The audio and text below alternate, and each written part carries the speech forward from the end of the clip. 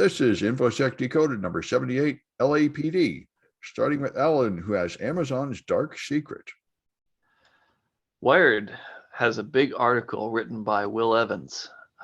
They've broken a story about Amazon's data protection practices, and it's not looking good. For all the attention that various companies have received over the years about user privacy, everyone from Google to Equifax, Amazon's retail division, not AWS, but the retail division, turns out has been very loosey-goosey with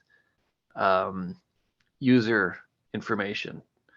Apparently, they've had a policy over the years of giving the customer service reps basically unfettered access to users' histories and information, everything including telephone numbers, addresses, complete order histories, et cetera, et cetera. This has all been done in the name of providing better customer service, but there are very clear security implications and privacy implications, because on a need-to-know basis, the customer service reps usually don't need access to all this information, but they are getting it nevertheless.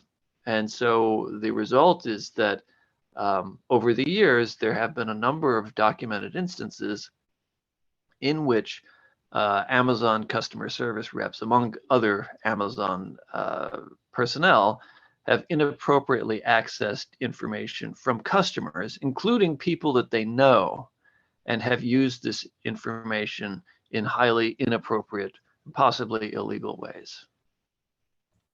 I've heard of people getting in big trouble with HIPAA over that, with health information. Are you Oh, saying yeah. Amazon is doing illegal things? Yeah, apparently so. Yeah. Well, so much for Amazon being what is their slogan? Being the most consumer-centric company in the world, or some nonsense like that. Yeah, well. So how did this come out? Did the whistleblower leak it or something? Oh, that I don't know. I don't remember from the article. Yeah, all right. Anyway, all right. And then, oh yes, internal documents. Internal documents. These were from an organization called Reveal, from the Center for Investigative Reporting, and from Wired. Yeah, so probably a whistleblower then, or a leaker. Anyway, so at Microsoft has yet another appalling thing they've done. Remember, they forced you to use Edge. They won't let you install another browser on Windows 11. That came out last week. And now they're putting Edge in Edge. Every time you try to buy anything in Edge, it will pop up something offering to put you on a multi-month payment plan by a third-party company, Zip, which is shoved in as a browser extension that you can't remove. So this really is pretty appalling. I mean, Microsoft is, I think, the richest company in the world, or it was last month, and they're falling into the old bad Microsoft greedy ways where they're just, robbing you blind everywhere. So, hopefully some of this public humiliation will get them to back off this nonsense. Reminds me of when Ubuntu tried putting ads on the desktop, and man, did people get mad. Anyway, then Kaitlyn has got regulations will protect you from debris. Apparently. So the Canadian Broadcasting Corporation. Oh, Canadian regulations. Oh, those will be a lot of use when the debris comes. Yes. So everyone listens to Canada whenever they speak. You always say, well, what does Canada have to say? And right. The representative from Canada for space is, of course, Chris Hadfield. So yeah, the CBC has an article about, and I don't know who it's written by. Is it about, or is it a boot? Well, okay, if you want to go there, it's a boot. Stephen Hadfield, who was a famous astronaut, Canadian astronaut, who lived aboard the space station for a while and played guitar on the space station and had a great time, and is a great representative of space travel and astronauts in general. Chris Hadfield is an awesome person, and if you don't know who Chris Hadfield is, I highly suggest looking him up, looking some of his videos. Anyway, so as mentioned last time, the International Space Station is facing a bit of a crisis because of all the debris from the Russian missile test launch. So apparently, more details about what happened has come out. So basically, Russia got cheap. They wanted to test out a new system for taking down satellites. Now, normally when you do this, you would set up a satellite in very low orbit that would instantly, deorbit once it gets hit. But that's kind of expensive because now you have two launches. You have to send one up and then another missile to go up and destroy it. Well, they didn't want to do that, so they just found an old satellite that's about 40 kilometers higher than the International Space Station that is slowly deorbiting. It's going to deorbit over the course of like 100 years. So yikes, this debris is going to be up there for about 100 years. And yeah, it's gonna pass, around the space station a few times. It's not good what happened. So a lot of people are already talking about new regulations about how to do missile tests, how to be responsible. I mean, you wouldn't think you would need regulations for this, like how not to pollute space with space junk. But apparently we do, because governments, pinch their pennies too, and disasters like this happen. And I do say it's a disaster, even though ultimately nothing has happened yet. It still, caused the astronauts to have to go into their little safety, emergency ejection capsule type things and bunker down for a while. Hopefully nothing too terrible will happen from this incident. But like I said, this debris is going to be up in space for 100 years, and some of the pieces are too small to be tracked. And these small pieces of debris are going 10 times faster than bullets. So, but how could there be a regulation? It's out of everybody's jurisdiction. Who would pass this regulation? Who would obey it? It would have to be a treaty, I would imagine. Yeah. And the Russians are so good at obeying those. Yeah. All right. Well, I mean, this is the thing about space travel. If everyone has to sort of agree to keep the environment clean and to keep it accessible, and if you are a spacefaring nation and you do not do this, I mean, are there any consequences right now? And the answer is no. So, should there be consequences? Maybe, probably. That's what people are discussing. yeah. Well, We can't even keep our environment here on Earth clean. Yeah. And I remember when Jeff Bezos or Elon Musk went up and they're like, yeah, now that we can go into space, we should start polluting Mars instead of Earth and start polluting space instead of Earth. No, space and Earth and the solar system are our environment too. Let's keep it all clean. So you're basically a hippie. Pretty much. Yeah. Well, I am. It would be nice, but this has been around forever. In philosophy, it's the tragedy of the commons. The individual gains more by hurting everybody else. Anyway, It's the prisoner's dilemma. well, yeah, technically it's a little different, but anyway, it's like that. Yeah. All right. So Irvin, he has got a password. Not a password, but the latest list of the most common passwords has not changed. Yeah, I saw it. 3, 4, 5, 6 still reigns supreme. Yep. Along with a lot of numbers this time Yeah. are the most common. QWERTY is still there, password's still there, but a lot of numbers. Surprise, not surprise. Yeah, I'm surprised websites don't just let you press enter anymore. Seems like that would be a popular choice. Yeah, that would also be a nice common password. It's not on the list. Anyway, all right. Yep. So, all right. And Alan has got, chip supplies. It seems like we could use some of them. Yes. In light of this ongoing semiconductor shortage and the fact that many industries have been impacted and in fact unable to produce their goods because of the chip shortage, Ford has decided to take matters into its own hands, and it has signed a deal directly with one of the major foundries, global foundries, to get its semiconductors produced on the schedule that Ford wants. In other words, they're moving to the head of the line, which has been a problem for a lot of manufacturers. Even if, like, car manufacturers are big customers, they're still getting pushed farther down the line by the truly large customers, the Apples and the Samsungs of the world. And so what Ford has decided to do is link up with Global Foundries. And this is where the details get a little hazy. They have not, the Global Foundries and Ford have not revealed the specifics of their deals. They haven't revealed exactly the nature of the not only the financials, but also the technical details.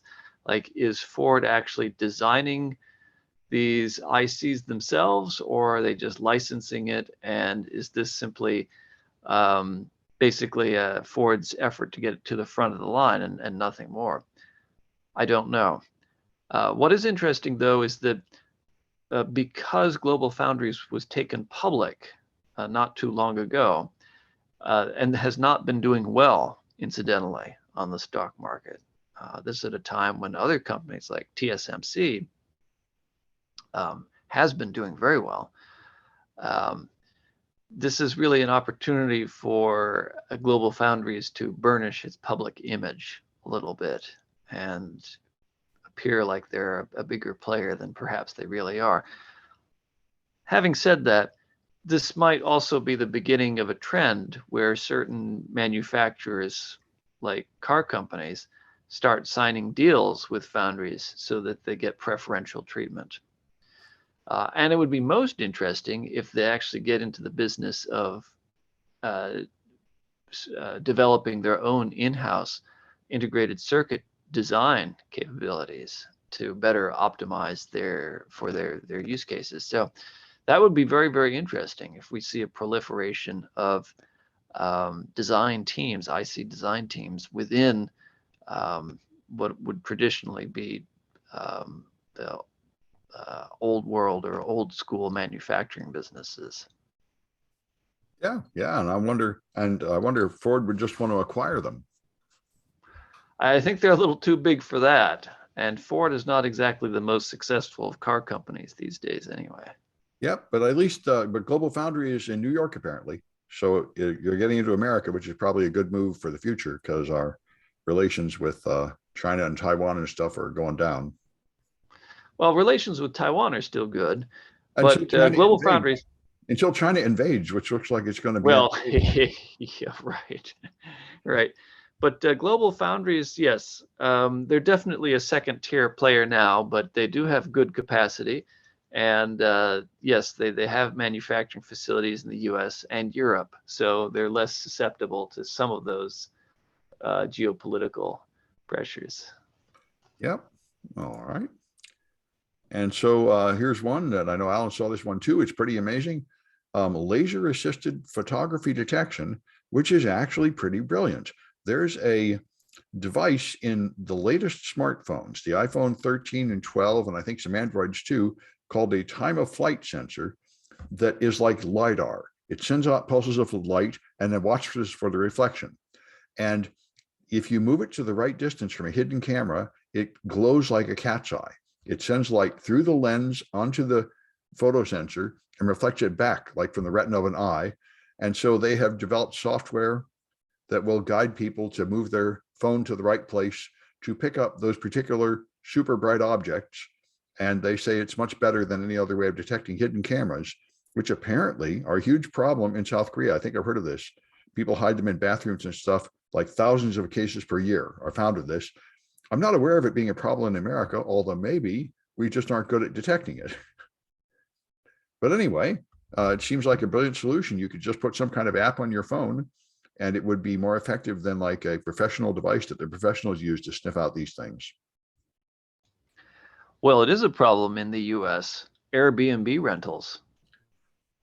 Well, yeah, I've heard people have like surveillance of Airbnb rentals. Yeah, I guess you're right. That's a place for people. Yeah, that's right.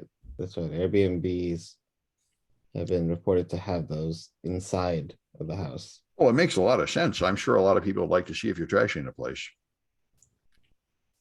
Okay, good. Anyway, and then Kaitlyn has got warrantless car spying. Yeah, this came as a surprise to me. The Intercept has an article written by Sam Biddle. I don't know who Sam Biddle is, but they sound pretty cool. Talking about how it's currently set up. Authorities can do forensics on your car. So, okay, is that really such a big deal? And the answer is yes, nowadays it really is, because essentially modern cars are smartphones. They keep track of your text messages, they connect to your phone, they keep track of, mapping data, how you've used it, et cetera, et cetera. So you think of it like a smart, like I said, like a smartphone or any sort of mobile computing system.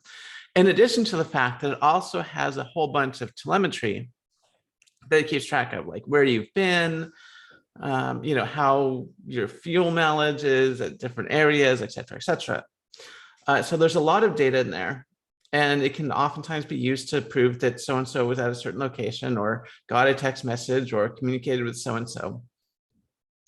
And police have been able to just grab this information without a warrant, which seems absolutely ridiculous. Why can you do this without a warrant? Well, there's new legislation titled the Closing the Warrantless Digital Car Search Loophole Act, which would essentially stop that warrantless car searching in the future. So we'll see how that goes. I imagine it'll pass, but I was just absolutely surprised that this is just something that's happening. But Now, I've heard lawyers say that the cops pull you over and then they have to ask permission before searching inside your car for like guns and drugs. So there are apparently some limits. there are some limits. I imagine what would happen is they would arrest somebody and then without a warrant go through their car or do forensics on the computer on the car, which, I mean, I know I don't think you can do that if you arrest someone and then you can't go into their house or go into their computer without a warrant. Now, I don't think cops can just pull people over and,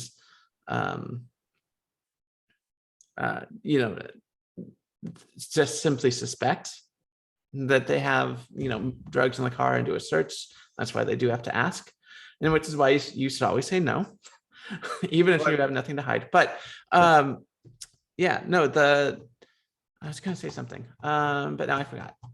So, well, if they arrest you, it does make sense. Then they have to impound your car because you can't drive it. And then they need to like take everything out of the car and inventory it, because for all they know, you've got a gun or a bomb or a live rattlesnake in there, and they really have to like check to see what's in there. So it kind of makes some sense. But of course, going through the computer is not necessary as a matter of safety and such. Right. I did. Yeah. The thing I was going to say is that you do not need a warrant if you're doing like safety research and stuff. So if you want to see if the car is safe, or if you're at an accident scene and you think that, something went wrong with the car, you can do forensics then without a warrant. But if you're investigating a crime, that's when you need a warrant. Yeah. Yeah. All right. And Irvin's got one that my students were posting all in the chat last night. They're excited. You can get a Burp certified practitioner test. Yes, you can get it for $9 instead of 99. Yeah, I should probably try. Did you try it? I haven't tried it yet, but at $9, I don't see why I should not try it. I agree with you. And I've taught that class a few times. I'm teaching it again next semester. I wonder if I could pass the test without studying. Maybe I think you would. I think you would do it better than I would. There are some parts of it that get pretty hard, but you probably don't have to get 100%. Yeah. Anyway, yep. I'll probably, I want to do it and incorporate it in my class, and tell people to get the cert. Certs are good. Yeah. And the Burp Web Academy is wonderful. Yes, it is. So I'm very impressed at Burp, and I very much appreciate them making everything free. Yeah. So, yeah, that sounds great. All right. And then we got Alan with NFTs. My favorite. Oh, yes. NFTs. And this story gave me a great deal of satisfaction, because there is a new website called the NFT Bay, modeled after the Pirate Bay, the notorious torrenting site that has been around for a long time now. Well, thanks to the NFT Bay, which is unaffiliated with the Pirate Bay, now you can torrent NFTs, or at least the images associated with the NFTs. And so all those billions of dollars that have been dropped on these totally inane NFTs, well, thanks to this NFT Bay, you can just download everything to your heart's content and not pay a dime for it, aside from, of course, the bandwidth. And there's a lot. There is a huge amount here. It's the total. If you download the whole thing, the whole torrent, it's about 15 terabytes compressed. And if you unpack that, it's about 20 terabytes. And I was looking a little bit at the this new website, the NFTbay.org, and looking at what they have to offer, and it seems rather comprehensive. But I was also really stunned by how inane most of these NFTs are. And I can't imagine anyone paying anything for these or even bothering to look at them in the first place. Yeah, they tend to come out in huge series. They're all the same as CryptoKitties, really, where they're sort of mathematically created from components, mixing them together like dice to make a run of like 10,000. Yeah. The one common one is lucky binary NFT number dot. Clearly automatically generated. Well, it's pretty strange that anybody would pay for that. I've actually got some sympathy for NFTs, and I had some sympathy for CryptoKitties. The ones that are actually good art, it makes about as much sense as buying any other piece of original art. It's just a prestige symbol. But of course, there's some good stuff out there. Yeah, the ones that aren't even good art, though, it's obviously just a scam. Yeah. All right, good. And then I've got hidden certificate authorities. Boy, I had to read this a couple of times to get it straight. But the point is, your browser, if you have a clean install of some operating system and you put on a browser, your browser has about 100 trusted root certificates from about 50 companies like VeriSign and Komodo and stuff. Although I'm not sure those people are still in the business. But anyway, so you only trust an HTTPS website if it has a chain of trust that ultimately goes to one of those trusted roots. But if you install like a special certificate for your company or for your VPN app or something, it might add another certificate there that is not an official public certificate. And apparently that is far more common than I'd ever imagined. They found millions of these dark certificates, which are not official public certificates and do not obey the security standards expected there. And they're in use a lot. A large portion of web traffic is based on these dark certs. And a lot of them are obviously malicious. They have names imitating real certificate authorities. So they're clearly put in by malware or something.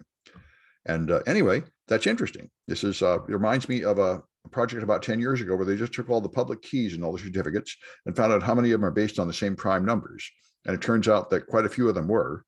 It's something at first glance, you'd think there'd be only a very small number of sites doing this, but apparently a lot of sites are doing this, which means they could only be viewed by people who either click through an error message or using a browser that had been altered to accept these modified certificates, or these untrusted certificates.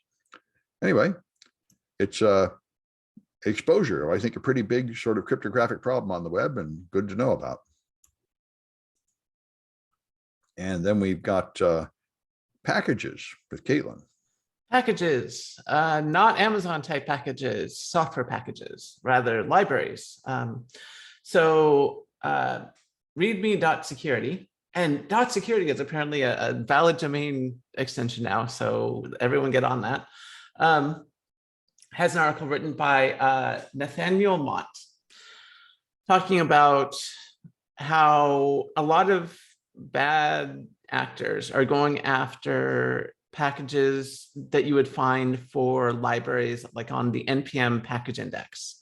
So when you write software, you generally don't want to write everything from scratch.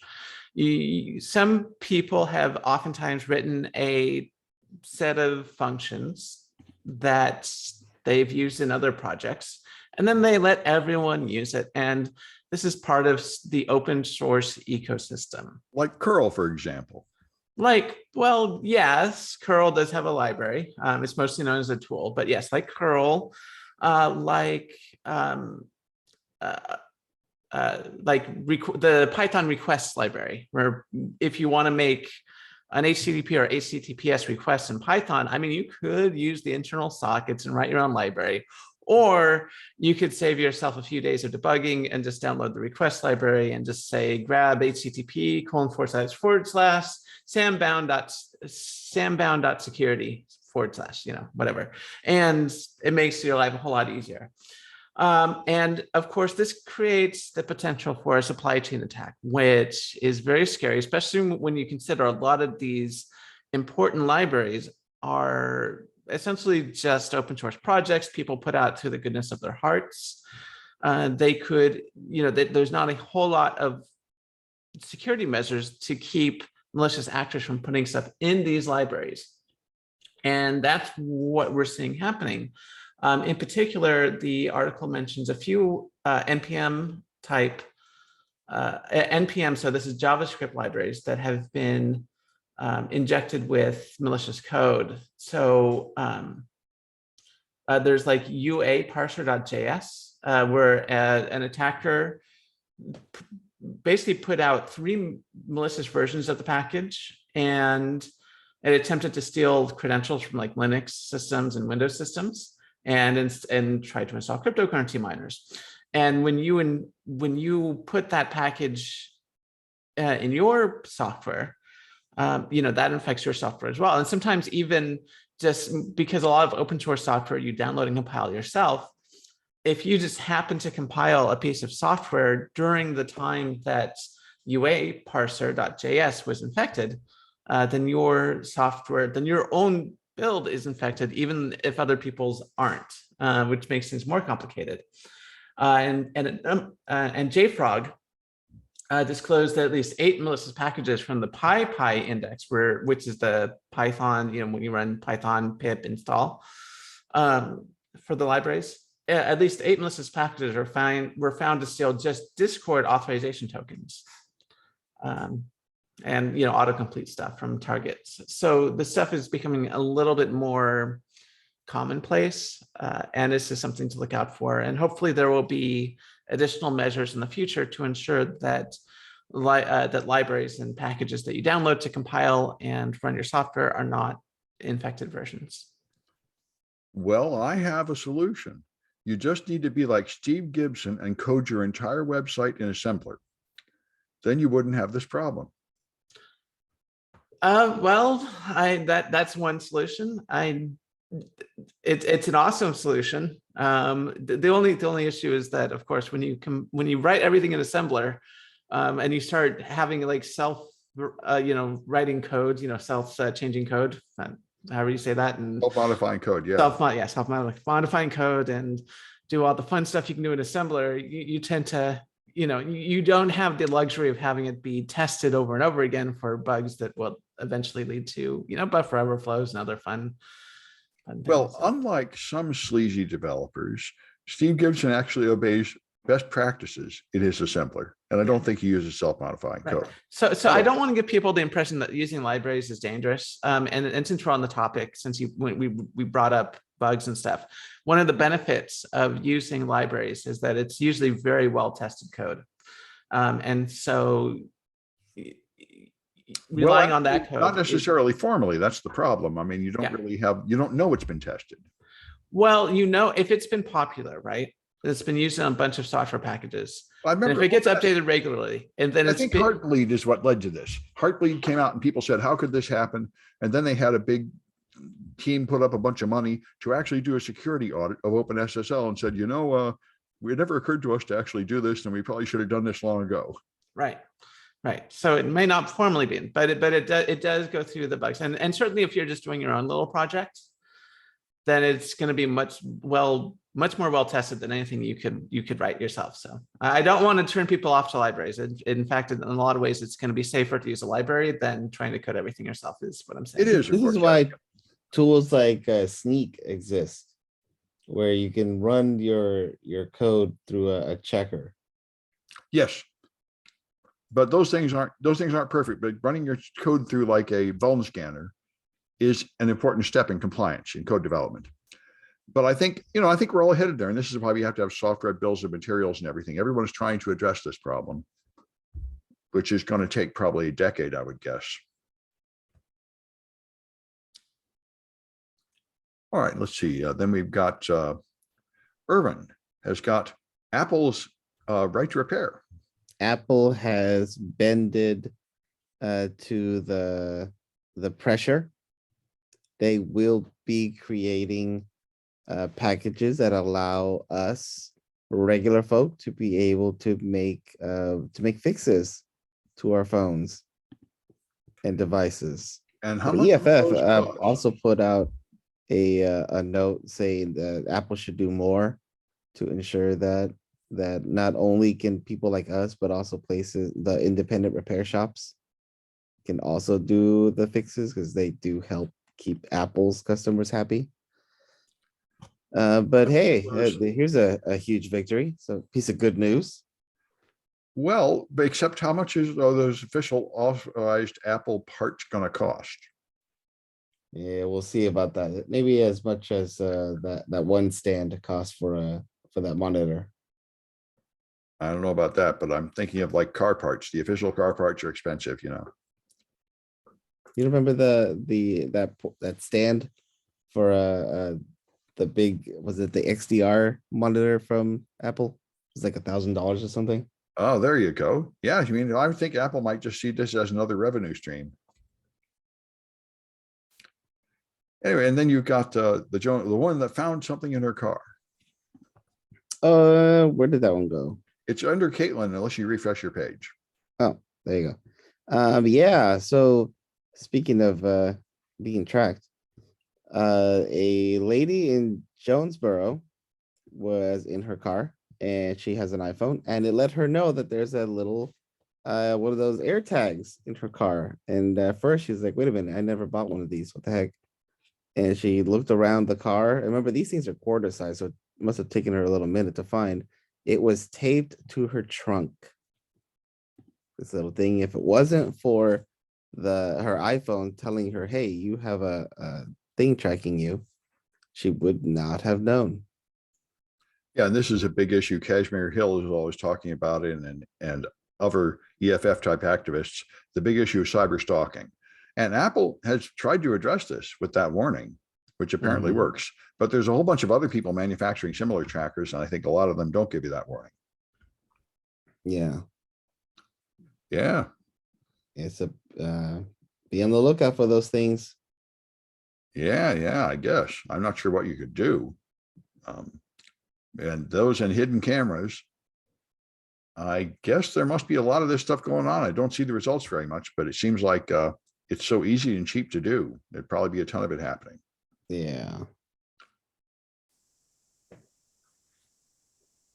Oh, you're muted, Sam. Yeah, I hit the wrong button. Good. That's it for this one. And we'll be back on Tuesday.